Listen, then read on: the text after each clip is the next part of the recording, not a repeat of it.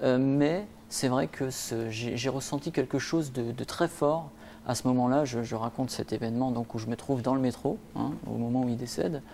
Je rentre du travail et c'est vrai que je suis avec lui, entre guillemets, et je m'attends au coup de fil terrible et c'est ce qui se produit. Qui arrive.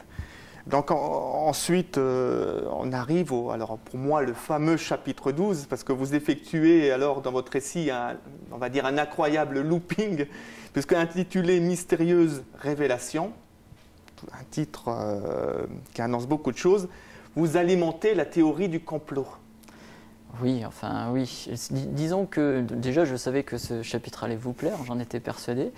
Et disons que moi je dirais plutôt que c'est un chapitre où je m'interroge.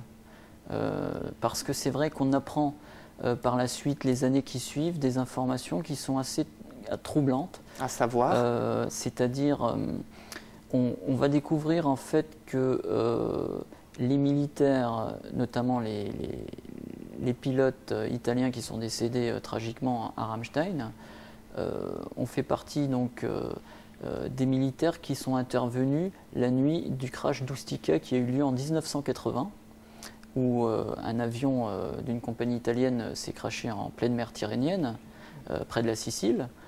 Et avec des touristes à bord, si mes souvenirs sont bons. Tout à fait, il y avait, alors si mes souvenirs sont bons, une centaine de passagers, pas loin.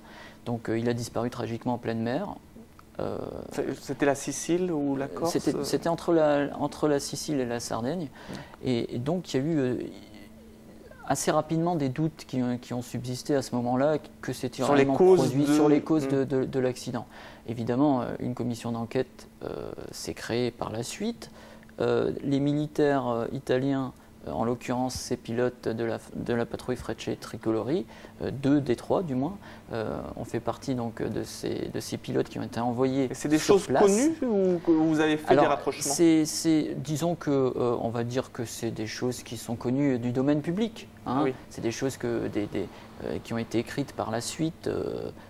Par des journalistes entre autres, hein, donc je ne fais aucune révélation, aucune information qui n'avait jamais été mais vous vous interrogez vous aussi, on va dire. Alors. Disons que j'explique très rapidement que ces pilotes qui ont fait partie de cette commission d'enquête, et d'ailleurs qui devaient être interrogés encore une fois de plus sur ce crash de 1980, 8 jours après le crash de Ramstein.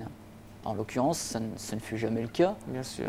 Et entre guillemets, leur secret, du moins ce qu'ils ont vécu et vu durant cette nuit, n'a jamais été révélé et ne le sera jamais. Donc, mais vous, excusez-moi, mais avec les pressentiments que vous avez, dont vous pouvez disposer, bon, pas non plus monter quelque chose, mais vous ressentez quoi par rapport à cette affaire? Alors, pour être très honnête, moi je suis convaincu qu'il y a... quelque chose.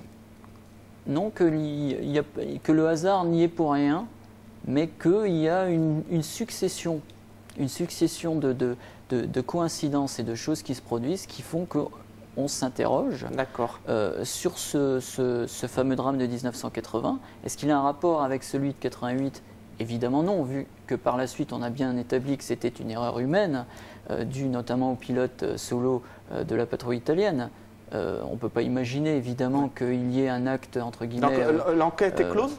Alors l'enquête est effectivement, en tout cas pour Ramstein, est close, ce qui ne l'est pas du tout pour le crash d'Ustica de 1980, car je vous rappelle que le gouvernement italien a rouvert l'enquête en juin 2008.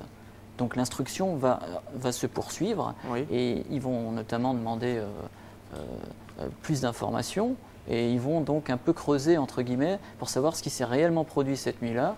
Alors évidemment, on a tenté, du moins à l'époque, de mettre en cause l'OTAN, en supposant que cet avion ne s'est pas crashé par hasard, mais qu'il a éventuellement été par accident, par erreur, touché par un missile de l'OTAN. Évidemment, l'OTAN a nié. Hein. On a du mal quand même à croire qu'il puisse y avoir une telle erreur. Cela dit, un MiG libyen a été retrouvé pas plus de 3 semaines plus tard, non loin du crash de l'Ustica.